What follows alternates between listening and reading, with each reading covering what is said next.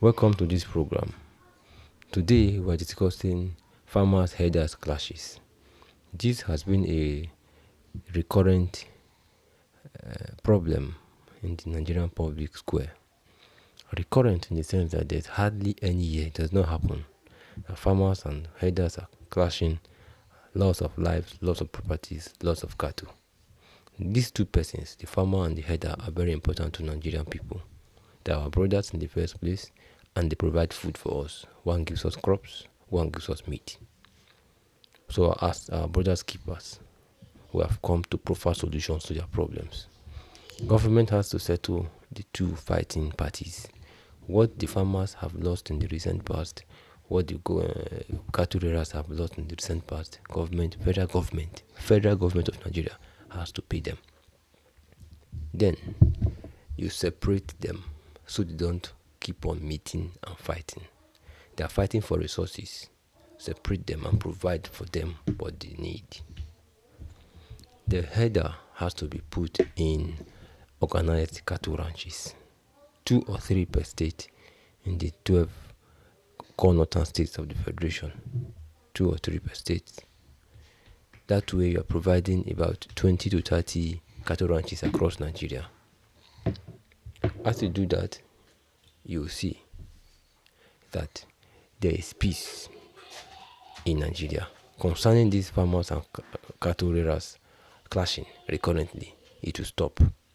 Because in this cattle ranch, there will be security, so that cattle rustlers cannot attack them night or day.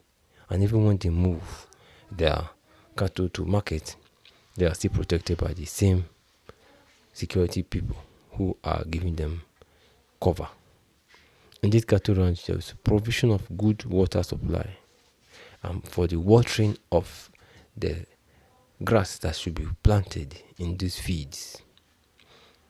The way we have water treatment plants in the cities of Nigeria, that is the way we also have water treatment plants in these designed cattle ranches. Clean water for both man and cattle. In the same way we enjoy good water supply in the cities, let the cattle rearer enjoy good water supply in these ranches. Provide for them what they need, because you are going to give them an offer you hope they don't reject. This offer is that they will not be moving these cattle on foot again. They will not be trekking through farms. So what they are looking for that makes them trek through people's farms: food for the animal, water for the animal, provide it for them in this organized cattle ranch. You will make sure as a government that you buy a piece of land. You don't go and start negotiating and take a long time. Federal government of Nigeria, buy a piece of land, 2 or 3 places in these states in northern Nigeria, and create this ranch.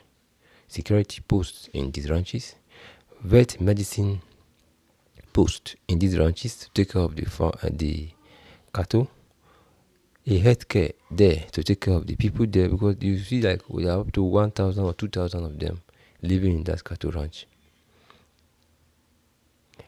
A form of educational system that they will tolerate or they can cope with for their children, it has to be there. You have provided water for them through good piping and networking of the water. You just turn a tap on, the whole field is watered for like 1 hour or 2 every day. That way, you will see that the lush green vegetation, the green grass that they look for down south, you have provided for them here. Constant water supply to the ground. Don't you remember that during the rainy seasons, in July, in August, in September, you see these cattle rearers in the core northern states because they have grass that they eat. That same thing they enjoy for 2 or 3 months per year. Let us replicate it and give it to them as a federal government round the clock throughout the months of the year. An organized cattle ranch to take care of their water needs, provide grass for them, for the cattle to eat, give them security so that cattle rustlers cannot affect them anymore. You give them vet medicine station to take care of their cattle. You give them healthcare center in that particular cattle ranch to take care of the people who are living there. Because these people, they may be living in the bush, not nearby. They don't live close to a town or a city, in the bush. That is where you find enough in a piece of land that is large enough to contain a cattle ranch. You can't have a cattle ranch at the city center. Then above all, provide some form of education for their children. This way, I think you have met the needs of the cattle rearer. Then, your laws. You introduce to them a law.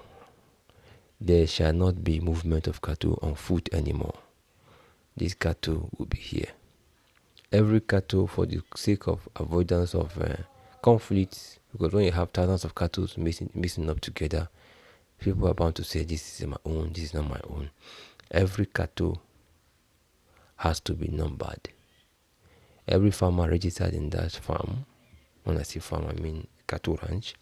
Every farmer registered in that cattle ranch will have a number. As you give him that number, once you say number 120, you know it is Mr. ABC. That same 120 who owns this cattle. If there are 100 cattle in the ranch that belongs to him, label on each of them 120. In a very special way that only you can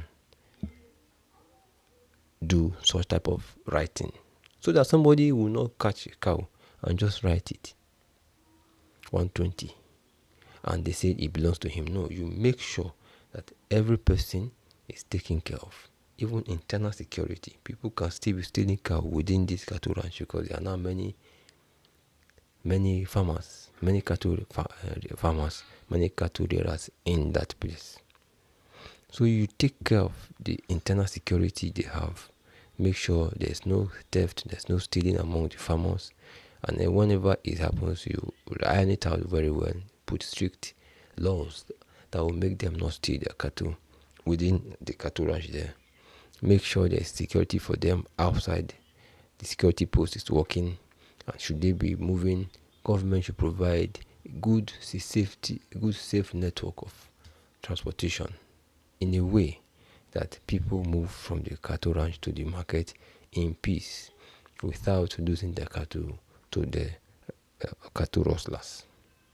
Once you have provided all these things, then you will see that you have tactically separated the farmer from the cattle rearers, because every cattle rearer in Nigeria will have an ID card bearing the number that you give to him, bearing the state where he's coming from.